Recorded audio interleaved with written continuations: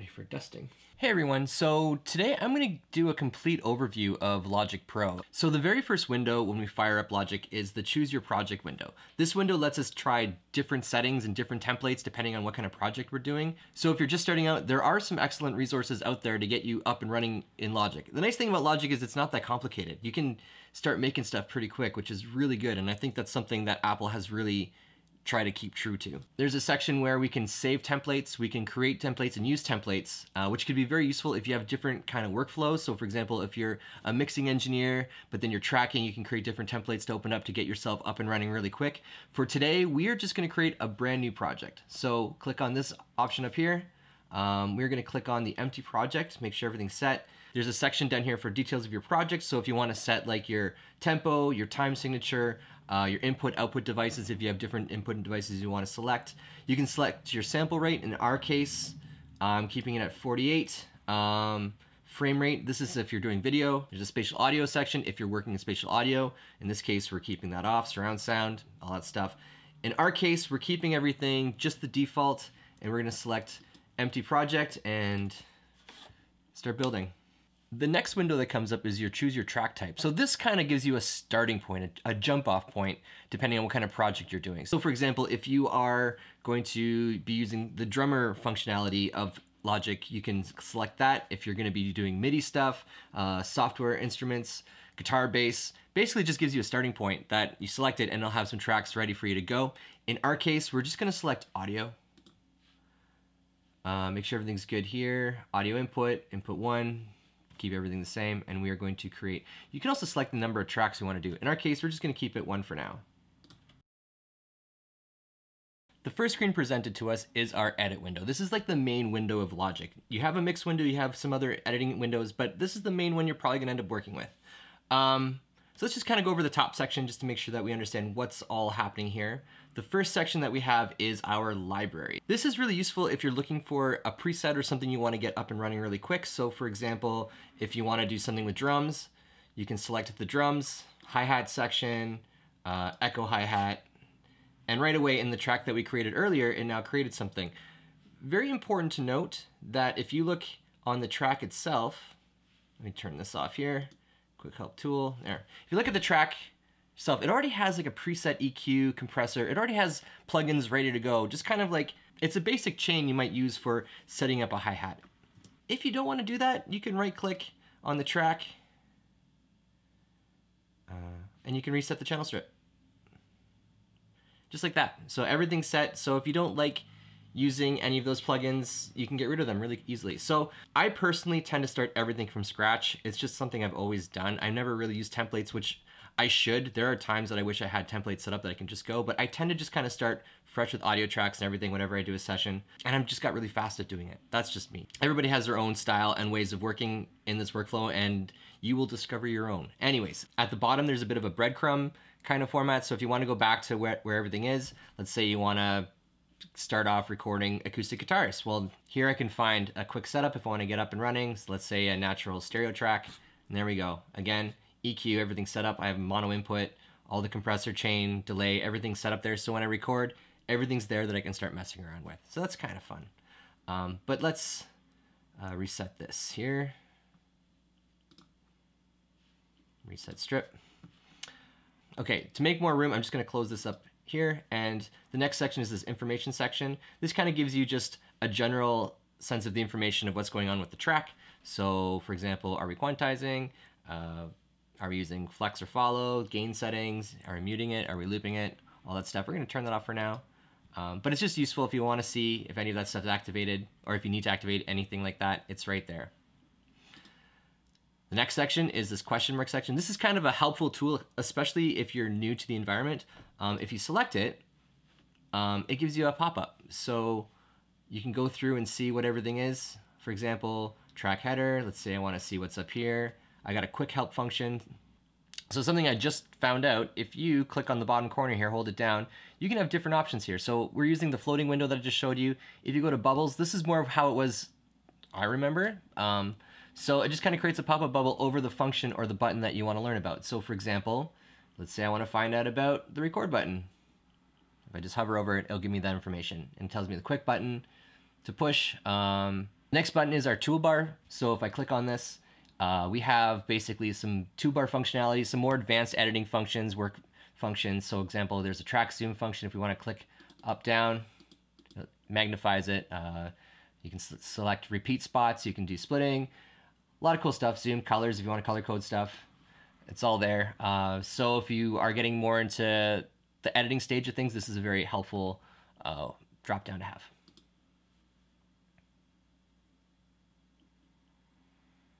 This button here is our Smart Controls button. So when I click on that, it gives us some quick, easy to use functionality. There'll be like some general knobs that'll help us quickly adjust and make settings to the audio track or whatever we're working on.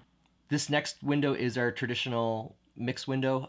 You'll see this in most DAWs. You'll have a traditional mix form where you can have like your channel strip, you can add your effects, you can set up your inputs and outputs, your sends, all within here. The nice thing is, I have this synced up with my controllers, so yeah, I have button functionality, which is really good, but you don't need that. Most of the time, I don't even use it. Mouse. Yeah. The next window is our edit window. So when we're editing a track, we can do some quick edits, cut, drag, trim, all of that within this function. We don't have to do it on the main window. We can have it individually queued up and edit that way if you prefer to do it that way. So that's pretty cool. So if you don't like using these buttons, there's some quick buttons. For example, if you want to use the Smart Control, if you hit B, it'll bring up your Smart Control. If you hit X, it'll bring up your mixer button. And if you hit E, it brings up your quick edit. So knowing those buttons is a lot quicker than actually using the buttons on the top. So I would recommend taking some time, just kind of practice and memorize those a little bit. The next section we have is our transport section. So this is like our rewind, stop, play, record. You can set up like a loop cycle if you want. Then you have your counter, so you can set this up to bars and beats, minutes, seconds. The next section beside this transport section is like our counter. This gives us our general information about the track. So we have our bars and beats. This can be changed to a time or sample if you want. This section is our tempo, so we can easily adjust our tempo. Time signature, very useful again if you're setting up the grid for when you're recording. You have like a replace function. So if you want to do a punch in or you want to replace a section of audio, you can turn this on. Here's a tuner, very useful to have, especially if you're a guitar player. Solo button, if you want to solo tracks, you can set that up. And then we have our count-in. So if you want to have a count-in before the audio starts, just before you record, it's very useful. Turn that on, and then you have your metronome. So this is your click track on and off. Master volume. So this final section of the top menu is really useful. And this is something that other DAWs don't really take advantage of. Like Pro Tools would have the same kind of functionality, except it's a little bit more hidden. So if you want to find your file manager, you have to go into a drop-down. Logic gives you it all at the front, which makes sense because Logic wants to get you using samples and loops quick and easy. Start to get you making stuff, which is really helpful. Anyways, let's go through the section. The first section is your list editor. So in this case, whenever there's an event, I can search things in my session for like based on tempo. I can search things based on marker, time signature. If I make any changes, it will be listed here, and I can find out what I did easily. And if I have to go back, I can see what's going on. This next section is a notepad. So if I need to write something, I can write something quickly, make a note, make a list of mics. I can start writing lyrics. If there was anything unique about the section, of anything that I have to remember for callback, I can make notes about the project or individual tracks, which is really useful. This section allows me to access my bank of loops. So Logic comes with a ton of samples and loops. So this will give us a quick and easy way to find stuff. In this case, it looks like I haven't indexed it yet, so it's gonna do that. But I can do a quick search based on instrument. Let's say I wanna find, I don't know, an organ. And here I have a bunch of samples. Let's close this. Here I have a bunch of samples based on the key, tempo, all that stuff. Now, this is kind of cool. I have it set to 100. If I bring in an organ, let's say this Blue Sky organ, I can sample it. Cool. If I drag and drop it onto my workspace, it'll automatically create audio tempo information. Don't import. Now I'm just going to bring this to the beginning of the session and hit play. And if I set it, and you can hear it's the tempo of my session. If I change the tempo, so let's make this, I don't know, 200. So it sets it according to the tempo. So this can be a very quick tool when you're doing some writing and you're doing some general demoing.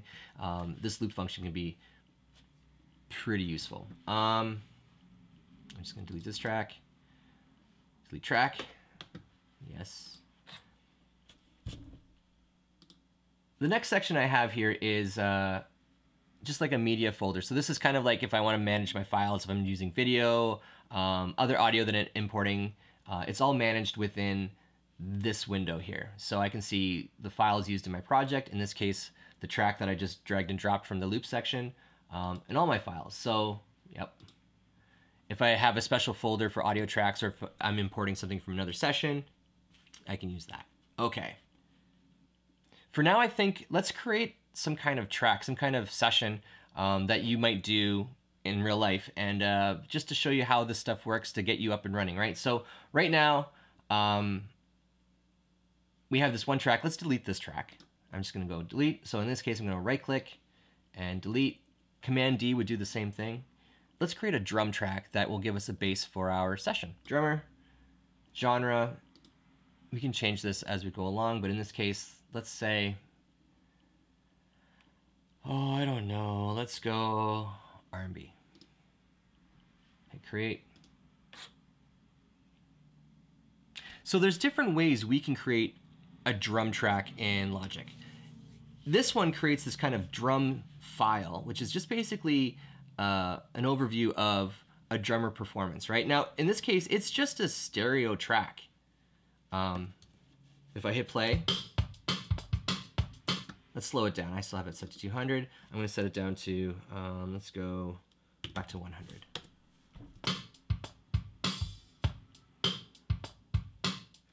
Cool. Right now it's only 8 bars long. So what I'm going to do is I'm going to use the loop function. We could copy and paste this over. If you go to the very end, there's different points on the stem that you can go to. In this case, if you go to the top, this is our drag to loop function. So I can just drag this out. And now I have a good section to work with.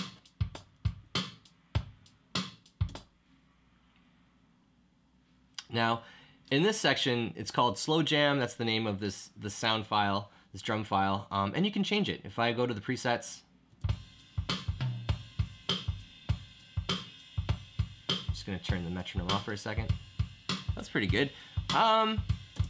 You can change the feel, the complexity, the loudness of it, right? So let's say we want to have a little bit more aggression and a little bit more straightforward. I can take this, bring it up a little bit, and just kind of play around with it.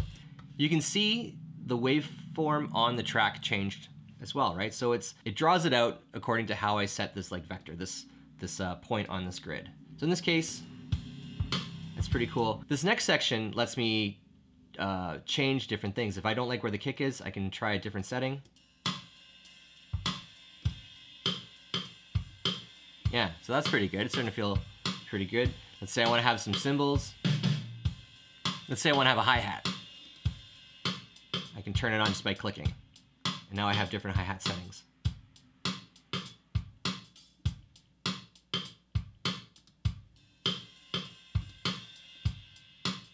Yeah, that's feeling pretty good. Now, Logic comes with a ton of different drummer samples. In fact, if I go back to my library, and I can see that not only do I have different drummers or different styles of music that I can drum in, I have different drummers that I can pull from. Different drummers with different feels to mess around with, and each drummer kind of brings their own thing. So I just pulled up Curtis, the neo soul drummer. If I click on this, you'll hear the style's different. It's a little bit different than what we had previously. Before we had Rose, the modern drummer, which was the default sample for the R&B player. In this case, Curtis has a bit of a heavier performance. Really cool thing too. So if I double click on this, I can change. There's more groove templates I can pick from. I can also change the drum kit if I want to. So for example, there's 4 on the floor, Liverpool drums. You can see it changes up here. Detroit style.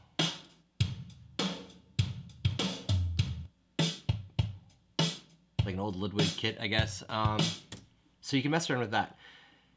If you find a groove that you really like, and let's say you want to have more control over the mix, Logic gives you this thing called the Producer's Kit section. So if I click on this, and let's say I want to select, I don't know, let's do Brooklyn. So it changes my drums, but now if I go to this drop down, it actually gives me all the individual tracks. So I can adjust things individually. Let's say, for example, I want more kick.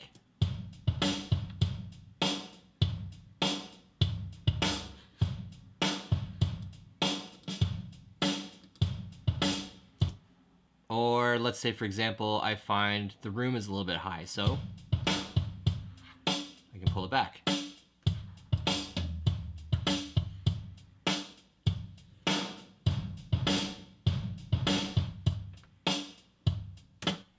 So when you're happy with that, you can close this up. Now I'm gonna add a marker, just so I know where I kind of want to have like a verse, chorus, and then I can actually duplicate something and then change that style to create more of a chorus vibe. So in this case, I'm just gonna go command left, and that's just gonna zoom out. If I want to zoom in, it's command right. If I want to make the session bigger, I can drag it down, command down and up. So this is just like your quick zoom in functionality. On Pro Tools, it's like your command brackets. This is your command directional buttons. So cool. Back to what I was saying. Okay, so let's add a marker. I want to add a marker so I know where the next section is going to be. In this case, let's make it maybe a chorus. The way you would do it is Option, quotation, and that brings you your first marker. So I'm going to take this section and I'm going to copy it, and then I'm just going to manipulate this section to create like our chorus section. So I'm just going to take it, Command copy, Command D, I didn't mean to do that, Command V, sweet. Now there are two different sections. I'm going to take this section and we're just going to change it up a little bit and add a little bit more complexity to it, just to the groove. So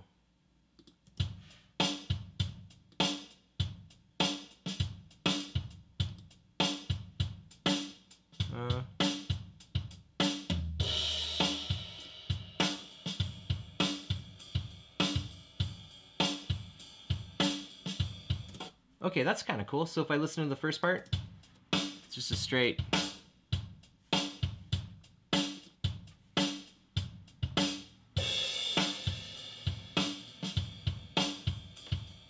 Cool, so it just has a little bit more energy, just kind of separates the two. Yeah, there's a lot of really cool things you can do just with the drums, and it's really nice having this kind of functionality. I find myself, especially when I'm demoing out and writing, I'm constantly going back to Logic just to use this feature because it's not something you have in Pro Tools. I know there's plugins that emulate this stuff, but it's just not as intuitive as this is. So, and you can see why a lot of people love creating in Logic, just because they made it interesting and fun. You know, I don't feel burdened doing this, and I don't feel stressed that I don't know how to route anything. Everything's there for me, so that's good. Okay, let's record a bass part.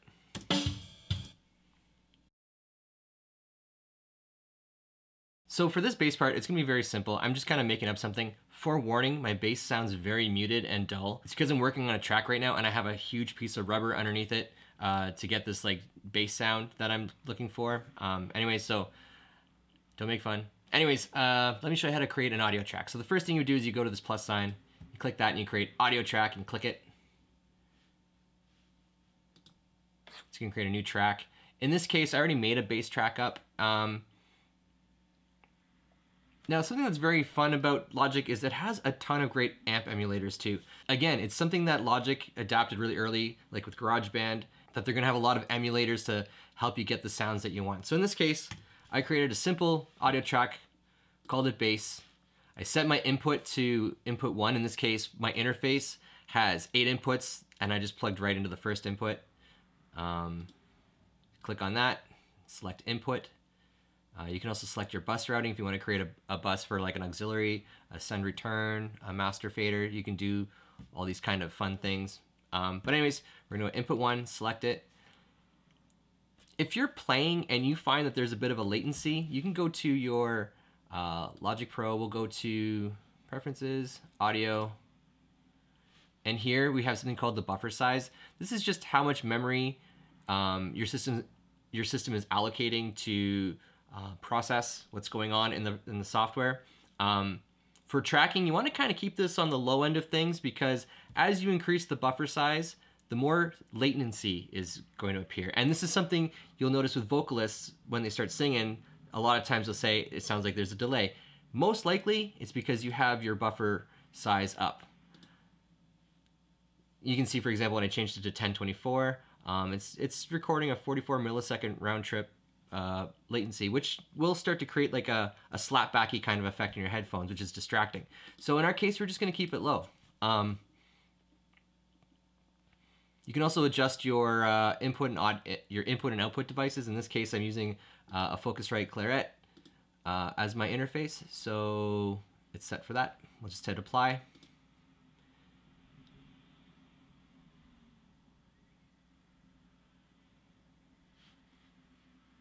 Cool.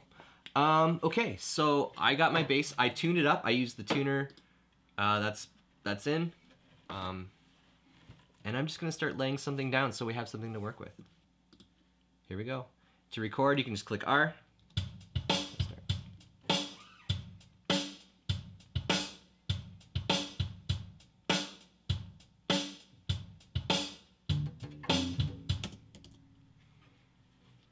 Now, if you ever mess up and you have to go back, just hit enter. It'll take you right back to the beginning of the track.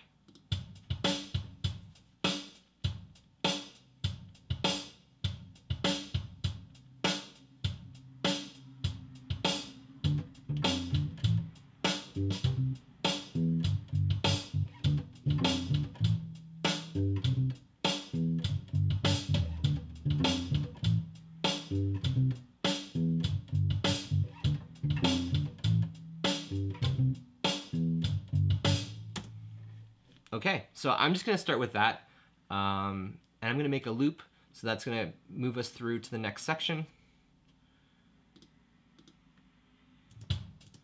I'm doing this pretty quickly just to kind of get stuff down.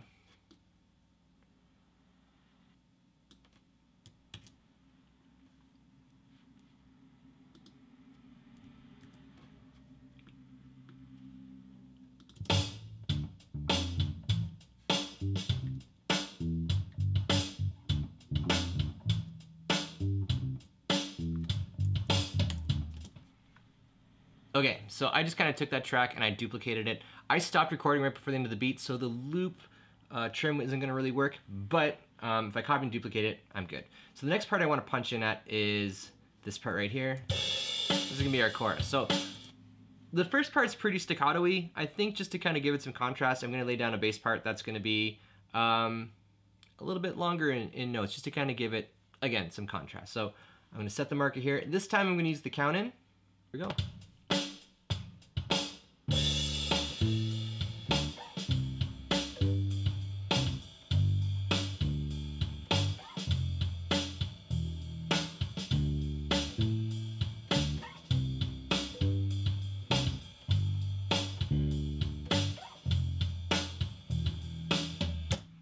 Okay, so that's just a simple chorus part.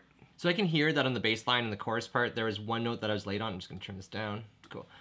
So to fix that, I'm just gonna double click on this. It's gonna bring up my edit window. I can also hit E, that'll bring that up as well. E. Yeah, I think it's right here. Let me just listen. Yeah, so I want that just a little bit earlier. So what I can do is I'm gonna select, you can use your pointer tool. In this case, I'm gonna grab my marquee tool. I'm going to highlight it, and then I'm going to go cut. Now this is where I get a little slow with it because I'm used to editing in Pro Tools, but I can use Command, which will bring up my secondary function, and I can cut, and you can see it took what I had highlighted, and now I can move this to where I wanted to go. In this case, I'm just going to use my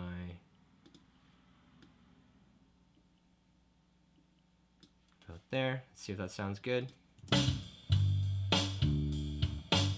Good. Okay, so I did the cuts and I made the move. I'm just gonna add a couple fades to make this sound good.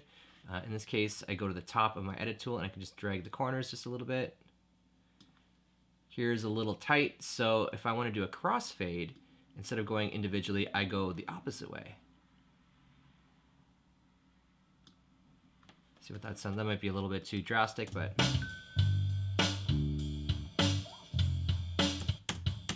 Yeah, good rule of thumb, whenever you're making a cut and merging together, make sure you're using your fades and your crossfades, just in case there's a pop and a click that you miss. That'll just take care of that for you, okay? So, if I look now, we have a bass and a drum section. So let's take a look at the bass track that we just recorded. I'm just gonna make it a little bit bigger. The first section is the title. This is where we can name it. It's a good idea to name your tracks and use good names. Just something to keep your tracks organized, because just having like audio 1, audio 2 is gonna become a nightmare if you're not naming tracks. This H stands for hide. So you can hide the track if you want to. Let's say you have a bunch of tracks open that you're working on that you don't need to have open. You select this, and then up here you can get rid of the track, and it just kind of cleans up your screen a little bit, which is really helpful. You have your mute, your solo. So if you want to mute the track, you want to solo the track, this is your record enabled. If there's tracks you want to record to, you would select record enable, and then you would hit record, and this just tells the computer what track you're recording to, right? And then you have your input enable. So this is useful if you are you want to get some settings on instruments, but you don't want to have them record enabled. You can turn this on and have it come through your system so you can hear what's going on. You can get your levels, make your adjustments. It doesn't have to be record enabled. It's very helpful. This could be very useful, let's say if you have a talkback mic, or if you have something where you have the drums in one room, a guitar player in another room that's laying down a scratch or a guide track. You can have them record enabled, and you can just record the drums, have this playing. However you want to do it, it's a useful button. This is your channel volume. This is your pan, so depending on how much you pan it, we'll put it in what speaker. In this case, this is a bass track. I'm going to keep it center. Center. This here is kind of cool. This is an icon to give you a quick visual of what you're recording. So at first I wasn't a fan of this, but when you start to get into bigger sessions, having tracks color-coded and having tracks with these icons can help you quickly reference where you need to go, if that makes sense. So in this case, I can put a bass. I'm just going to say, there you go, and we'll move on. Okay, now we're going to create like some kind of MIDI track to kind of play on top of this, just something to fill it out a little bit, and just to show you how to set up a MIDI track. So just like an audio track, we're gonna hit add a track. In this case, we're gonna go, let's create a software instrument track. Now, the reason why I selected a software instrument track instead of just a MIDI track is because the software instrument track is a MIDI track, but we can manipulate it like an audio track, which is very useful. The other track, the MIDI track, gives you MIDI information, so that could also be useful if you have, let's say, a MIDI controller that you want to automate or something like that. You can use that information. So I'm just going to pull up the mix window just to see what's going on. I'm also going to close this. And I created just a standard template Rode piano. This is like your generic bass instrument that it creates. We can manipulate from here. If I want to start from scratch, I can reset it if I want. In this case, I'm actually going to just start with this. Maybe I will use a different instrument. Now I can go to my library and just see what we have, just something quick and easy. Let's do a B3 organ. Okay, B3 organ, bebop organ, grand organ, something rockin'. What do we got? Tonal organ, classic rock organ. Now, if I want to pull up the instrument and I want to see, my instinct is I want to click on the icon. That's not going to work. You'll have to go to the B3 setting. And this gives us our basic B3 plugin. And this will go for any organ. Just a little side note, because that always gets me too, because it's always the image that I see, and I just assume that it would pull this up, but it doesn't. And so you can mess around.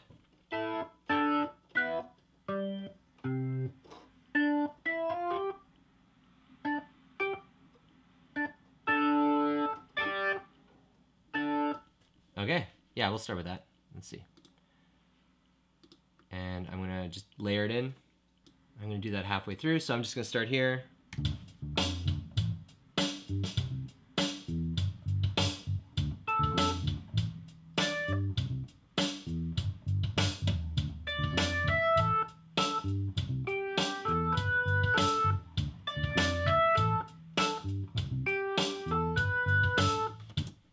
Now, if I want to edit any MIDI, what I can do is double click on this and it brings up my editing window. So I'm just gonna close this up, give myself some real estate a little bit.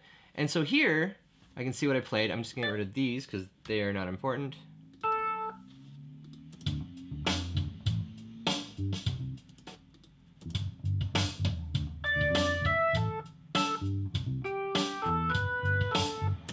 So just like any MIDI window, I have the notes that I can play. I have the duration of those notes. So for example, here, if I want to move this a little bit earlier,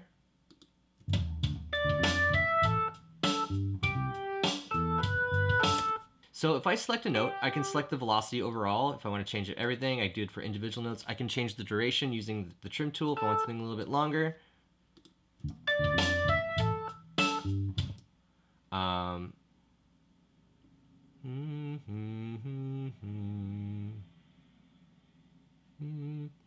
I think it's in D major, so if I wanted to quantize it, I can select everything, and we'll just make sure it's in D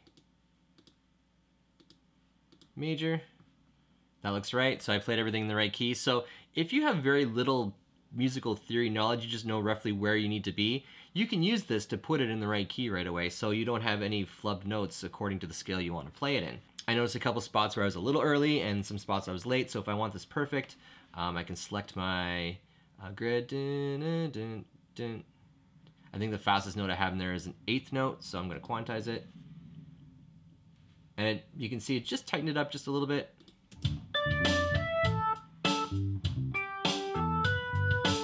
I can even add a little bit of swing, so if I want to have a little bit more playing behind the beat or just kind of syncopating it a little bit.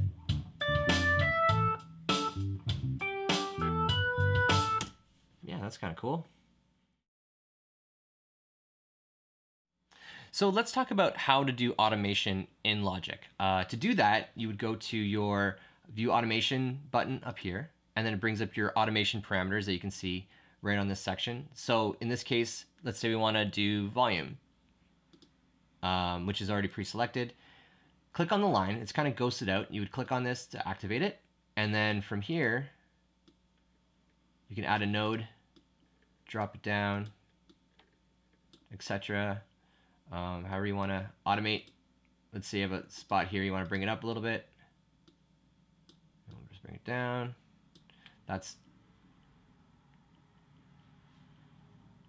You can go up here and go to like your pencil tool, and let's say you just want to draw your automation, which is useful.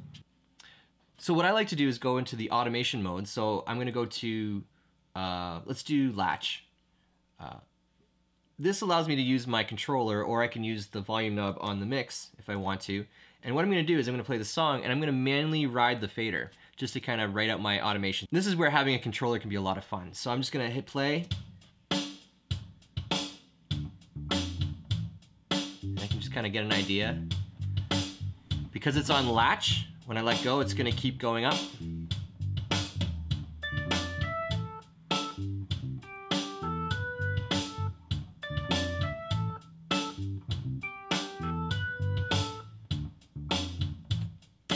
Anyways, so that's a fun thing.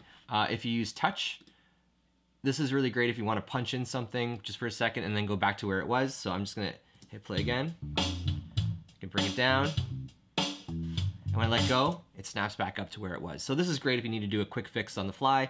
Touch is great if you want to do a bigger fix if you want. You can take advantage of their mix window, which is very traditional to like other DAWs where you have like where it emulates a mixing console. It's just a very useful way to work. Some people do prefer just using the edit window and just doing everything there. I'm a fan of using the mixing window just because it's pretty straightforward and I find it less distracting for some reason. Anyways, let's talk about how the channel works. A channel in the mix window works like a console. It's like a top-down method. So for example, you would have, here's the bass track. Let me select that so you can see. So the very top is the settings button, and you would use this to load in information of the strip. So for example, when you open up a library, it's pulling that information in the settings button here. The next is your compressor. So normally each track has like a compression section and an EQ section. So if I double click on here, it opens up a generic EQ. So if you want to do some EQing on the fly, just like a console, you would have that as part of your path. Here's your input. You can change the track into stereo, keep it mono. You can add your inputs. If you have a bus where you want to input, you can do that. This section here is your audio effects. So if you want to add like compression, saturation, reverb. You can do stuff like that if you want. You have your sends, so if you're doing a lot of bussing out to other effects, you would do that all here. Your output, so right now everything's going out to my studio output, which are just my monitors, output 1 and 2 on my interface. But if you're doing 5.1, you can start mixing around that way. You can group track, so if you're editing drums, having a group of like your 10 drums, so if you're doing cuts, you can group that, you can see quickly and turn things off. Your pan, if you want to pan it left or right. And then finally you have your fader output, and just like we saw on the edit window, you have your record enable, your input, your mute, and your solo, and then your name of your track. And you can color code these too, which I recommend getting into that habit. That is a quick overview of Logic, and that will give you a good foundation of getting up and running and actually working the software. There's a lot you can do. The nice thing is when you learn the principles of Logic, you can apply this to Reaper, Pro Tools. They all have the same kind of workflow. Even though the aesthetics is a little bit different, they all have the same kind of concept. So that's what's really nice about learning. What I love about this software is how easy it is to get up and running. Even if you don't have a background in audio production, you can probably get making something pretty quick. Even if you're just using the loops that are available, there's a lot of great stuff to play around with. And it's just a really great way to get into music production. Yeah, no giant manuals. It's just get in there and get dirty. Anyways, I hope this video helps. If you have any questions, please let me know in the comments. I will get back to you. And thank you very much. Don't forget to like and subscribe, and I will talk to you all later. Take care, everyone.